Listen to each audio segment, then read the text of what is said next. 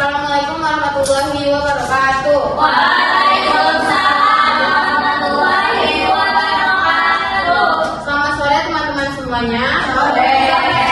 Yang kami hormati Ibu Siti Khadijah MPD selaku dosen pengampu mata kuliah pengembangan pembelajaran bahasa dan sastra Indonesia yang hari ini berhalangan hadir di sini. Izinkan saya memperkenalkan anggota dari kelompok 1, yaitu saya sendiri, Nasional Andriani. Ada Wandali Parosi, ada Mutia Azani Ramadan, ada Melinda Sabila, dan ada Alia Syaulia. Materi pertama yaitu kurikulum bahasa Indonesia di SD saat ini.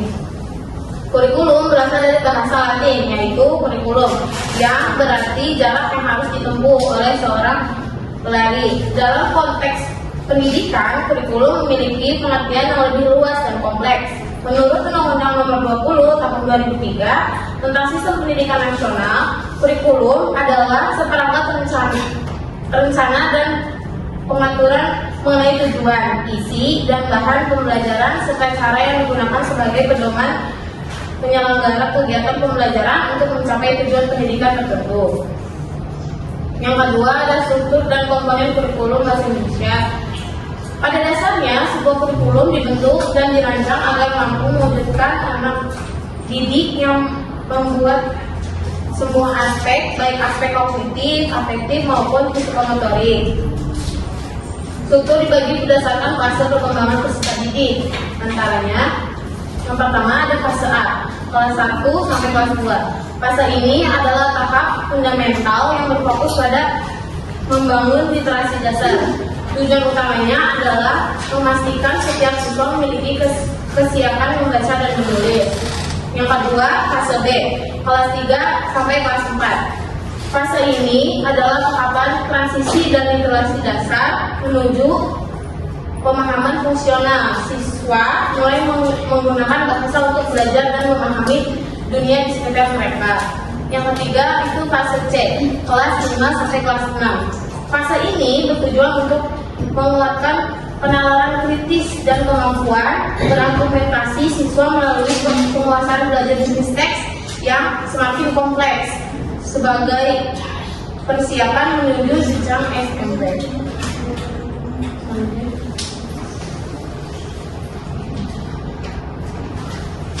Lalu masih dalam struktur dan komponen kurikulum bahasa Indonesia. Dalam kurikulum merdeka, capaian pembelajaran atau CP dan alur tujuan pembelajaran atau ATP adalah perencanaan kurikulum yang terkait dan menjadi patokan bagi gurunya. CP adalah tujuan utama yang harus dicapai siswa pada akhir suatu fase. CP berfungsi sebagai kompetensi minimum yang harus dikuasai oleh peserta didik. Lalu ada karakteristik CP bahasa Indonesia SD. Yang pertama berbasis fase. CP dibagi menjadi 3 fase, A, B, dan C, dengan waktu fleksibel selama 2 tahun untuk mencapai kompetensi tersebut. Lalu yang kedua berdasarkan elemen.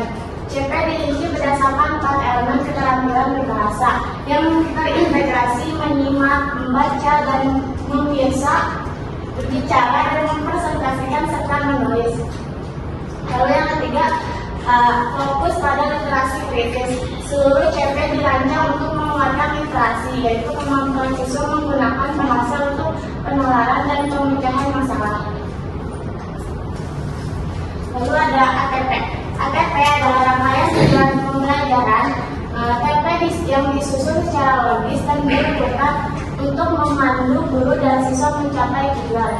Lalu ada penyusunan ATP. Yang pertama, analisis CP. Guru menganalisis CP dan mengidentifikasi kata kunci serta ruang lingkup materi. Lalu yang kedua, perumusan PP. Guru merumuskan PP yang lebih spesifik dan terukur berdasarkan analisis CP.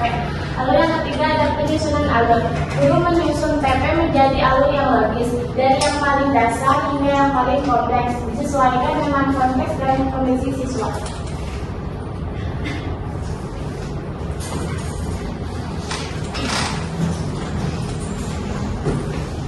Selanjutnya ada materi pembelajaran bahasa Indonesia. Pembelajaran bahasa Indonesia di SD dirancang dengan mempertimbangkan tahap perkembangan kognitif siswa menurut teori psikologi perkembangan. Struktur sistematis ini mengakui bahwa kemampuan berpikir dan proses informasi anak berkembang secara bertahap yang kompleks menuju abstrak dari sederhana menuju kompleks. Fase A dimulai dari kelas 1 sampai 2. Pembelajaran fokus pada tahap operasional konkret awal, di mana siswa belajar melalui pengalaman langsung dan benda-benda nyata. Materi bahasa Indonesia pada tingkat ini menekankan pada pengenalan huruf, membaca permulaan, dan menulis kata-kata sederhana yang berkaitan dengan lingkungan terdekat siswa seperti keluarga, rumah, dan sekolah. Baik, selanjutnya ada fase B, kelas 3 sampai 4. Siswa berada pada fase operasional konkret yang lebih matang, di mana mereka mulai dapat memahami hubungan, sebab akibat, dan melakukan klasifikasi sederhana. Pembelajaran bahasa Indonesia pada tingkat ini mulai memperkenalkan teks yang lebih panjang dan beragam jenisnya.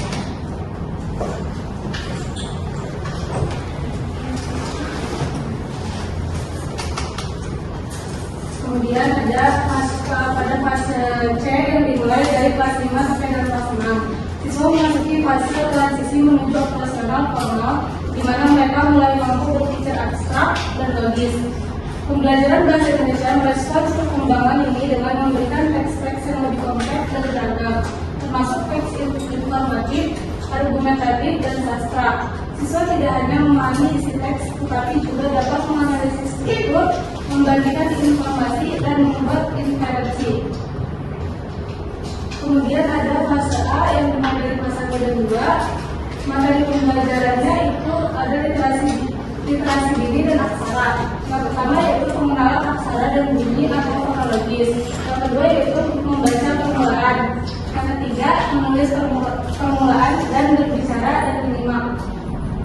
Kemudian ada fase B yaitu literasi fungsional dan teks sederhana, pemahaman teks beragam, produksi teks fungsional, keterampilan perbahasaan, berbicara dan diskusi.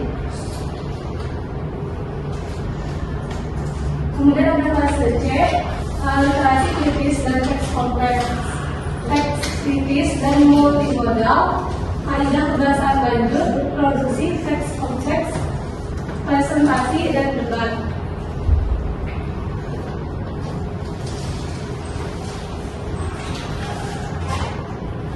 Baik, selanjutnya di sini ada strategi implementasi kurikulum. Di sini implementasi pembelajaran bahasa Indonesia di SD atau FI ada beberapa karakteristik dan kebutuhan anak SD atau FI terhadap penganggaran pendidikan yang terkait dengan pembelajarannya. Di sini ada menyenangkan dan bermain. Siswa SD senang bermain dan guru harus merancang model pembelajaran yang membuat unsur permainan, misalnya kayak mengajak siswa mengamati lingkungan lalu menceritakannya. Terus selanjutnya ada aktif bergerak. Siswa SD senang bergerak dan guru perlu merancang pembelajaran yang memungkinkan anak berpindah atau bergerak seperti melakukan olahraga, refleksi saat siswa merasa jenuh. Baik, selanjutnya di sini ada kerja kelompok. Siswa senang bekerja dalam kelompok. Guru bisa membentuk kelompok kecil untuk menyelesaikan tugas, mendorong komunikasi yang baik antar siswa. Jadi kerja kelompok itu misalnya guru itu memberikan tugas, lalu guru itu untuk siswanya berdiskusi menjadi kelompok kecil, membentuk kelompok kecil. Misalnya sekelompok itu 5 orang atau 3 orang gitu. Terus selanjutnya di sini ada pengalaman langsung. Siswa berada pada tahap operasi konkret. Pembelajaran harus menghubungkan konsep baru dengan pengalaman langsung, misalnya mendeskripsikan lingkungan sekolah secara langsung.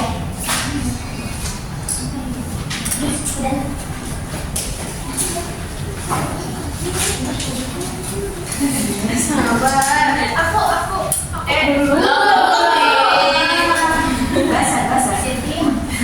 Baik teman-teman semuanya, pembelajaran dari kelompok 1 sudah selesai. Silakan yang ingin bertanya pada kelompok 1 belum? Nanti saya di list. Silakan sebutkan tangan, sebutkan nama, soalnya dan SPM. Ini Ferry. Yang kelompok 1. Aku ya, kelompok aku ya. Kelompok aku ya.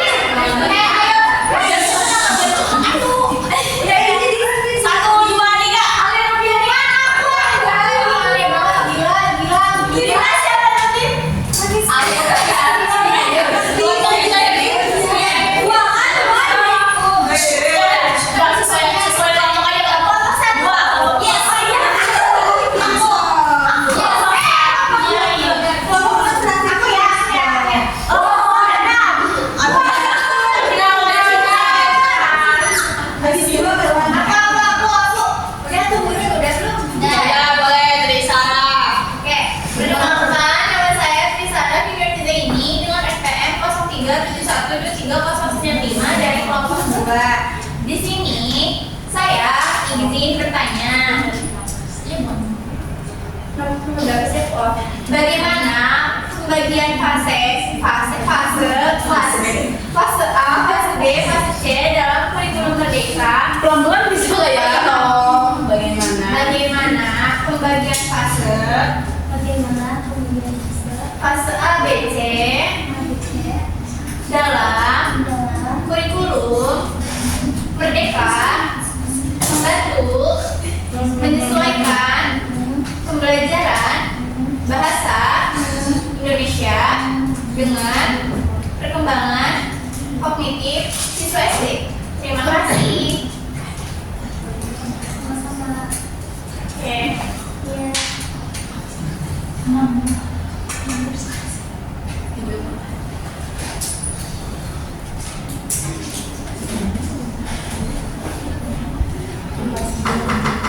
Kelompok ketiga. Mami. Terus benar Bu. Kelompok 3 ada. Nah, kebetulan masih di rumah. Kelompok 3 tidak ada profil program ya. Izin bertanya, bagaimana bagaimana hubungan antara pembelajaran bahasa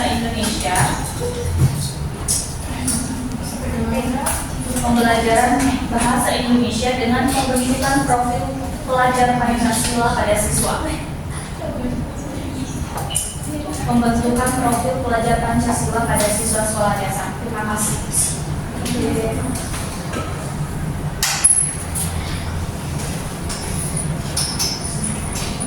Berarti berapa kelompok lagi? 3 lagi ya? 3 kelompok lagi. Saat dulu kelompok pertama.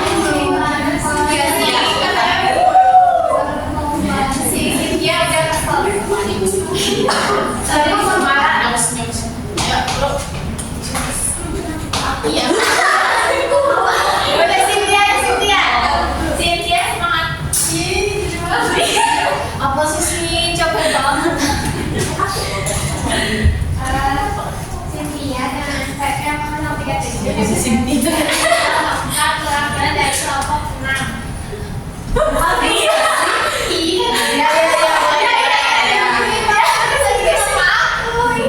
Iya. Kasihan ya, tadi udah cung-cung. Tadi ada sih. Enggak terlihat. Udah kan terus Pertanyaannya, bagaimana perbedaan mendasar antara kurikulum merdeka dengan kurikulum 2013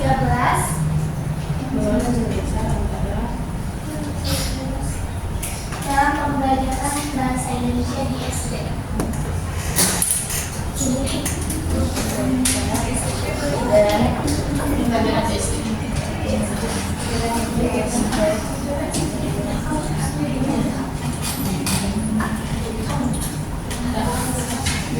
Dan selanjutnya kelompok 4. Silakan Mas saya 10 dengan demikian kemudian bisa 2 dan 3 dari program dan kelompok. Pertanyaannya, pada waktu akan terjadi di sekolah.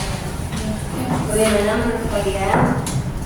Bagaimana pendapat kalian mengenai peran orang tua dan lingkungan sekolah dalam mendukung implementasi kurikulum merdeka dalam bagaimana peran orang tua dan lingkungan sekolah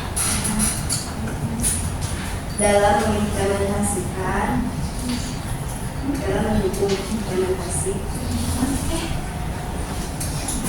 kurikulum merdeka pada pelajaran bahasa Indonesia di SD.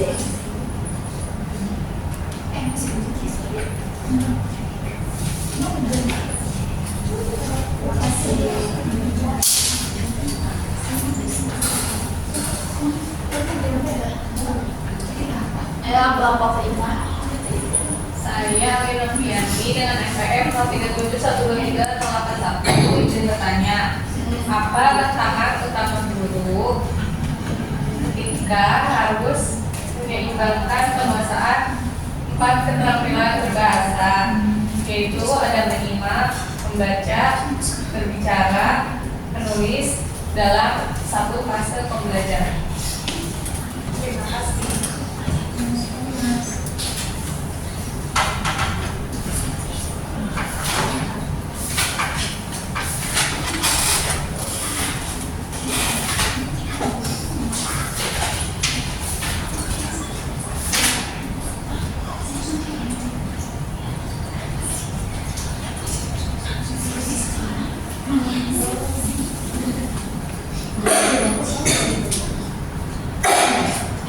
Dan nomor 1 izin diskusi terlebih dahulu untuk mencari jawaban dari pertanyaannya nanti ya.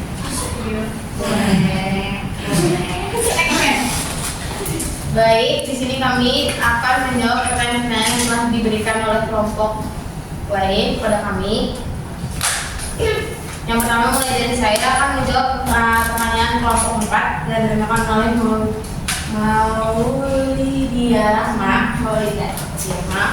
Bagaimana pendapat kalian terhadap peran orang tua dan lingkungan sekolah pada pembelajaran bahasa Indonesia dalam pembinaan pasien? Peran orang tua dan lingkungan sekolah sangat amat penting dalam mendukung implementasi kurikulum di sekolah, terutama di mata pelajaran bahasa Indonesia. Orang tua berperan menciptakan budaya literasi di rumah, misalnya dengan mengajarkan menulis, membaca dongeng, terus membuat diskusi kecil bersama ibu atau ayah. Sementara sekolah berperan menyediakan fasilitasnya seperti belajar aktif, kreatif, dan kontekstual, dan guru memfasilitasi kegiatan tersebut seperti literasi maupun pembelajaran yang berkolaboratif. Terima kasih kelompok 1 bisa menjawab.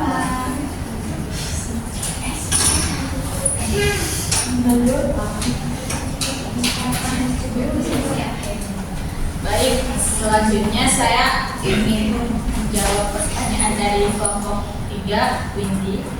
Pertanyaannya, menurut kalian bagaimana hubungan antara pembelajaran bahasa Indonesia dengan pembentukan profil Pancasila pada siswa sekolah dasar?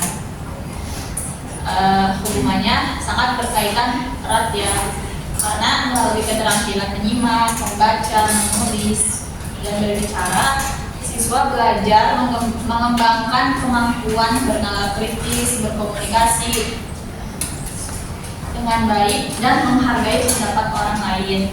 Kemudian dalam bacaan bahasa Indonesia juga sering mengandung nilai-nilai budaya, moral, dan kebangsaan yang menumbuhkan rasa cinta tanah air dan memperkuat identitas diri.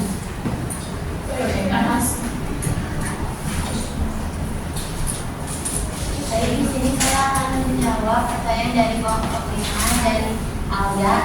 Pertanyaannya, apa tantangan utama guru ketika harus menyeimbangkan penguasaan 4 keterampilan berbahasa, menyimak, membaca, berbicara, dan menulis dalam satu fase pembelajaran?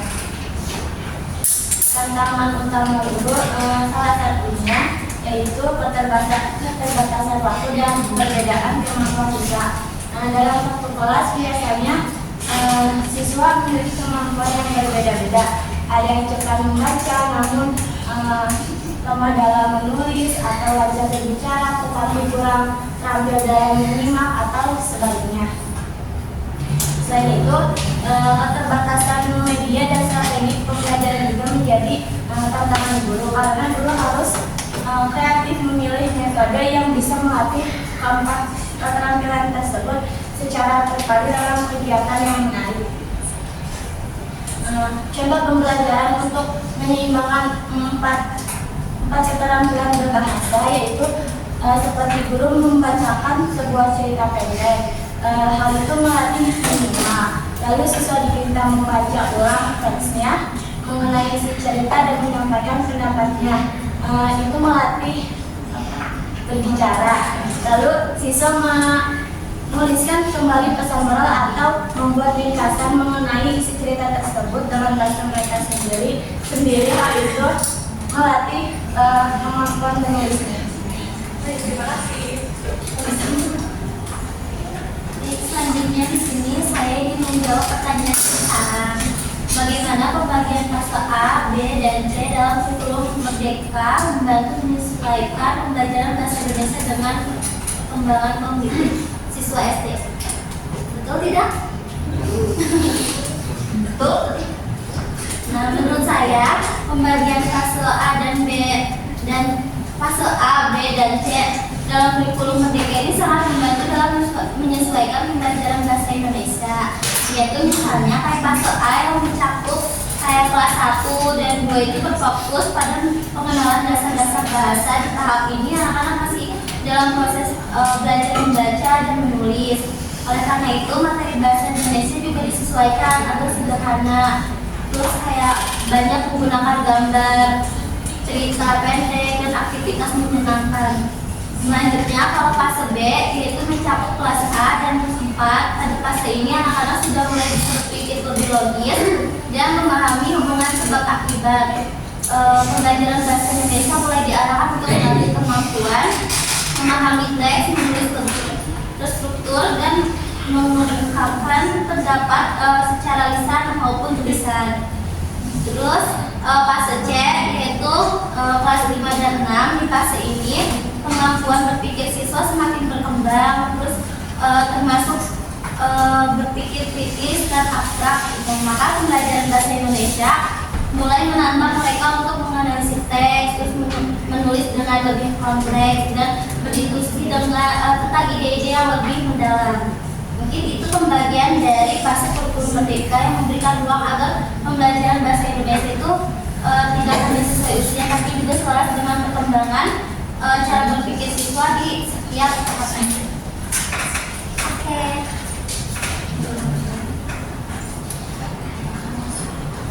Berikutnya saya akan menjawab pertanyaan dari Cynthia dari kelompok 6. Pertanyaannya, bagaimana perbedaan mendasar antara kurikulum Merdeka dan kurikulum 2013 dalam pembelajaran bahasa Indonesia di SD?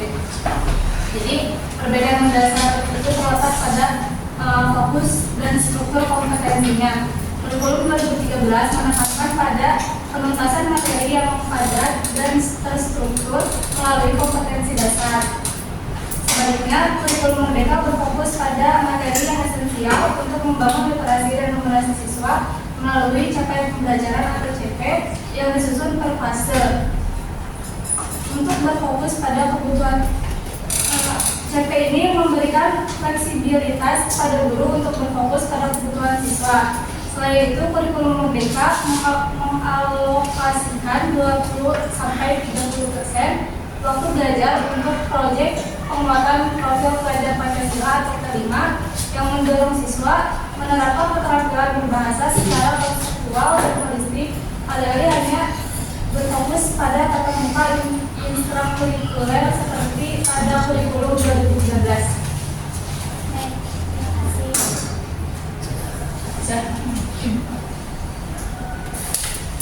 Yang terakhir itu ada kesimpulan.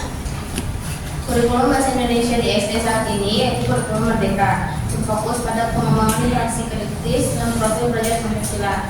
Dengan struktur berbasis fase, kurikulum ini memungkinkan guru untuk menyusun materi secara bertahap dan fleksibel sesuai dengan perkembangan kognitif siswa. Implementasi kurikulum ini memerlukan strategi pembelajaran yang menyenangkan, kontekstual, dan berbasis asesmen autentik, sehingga dapat memberikan manfaat yang optimal bagi siswa. Dengan demikian, kurikulum Merdeka dapat menjadi fondasi yang kuat bagi pengembangan kemampuan bahasa Indonesia siswa SD.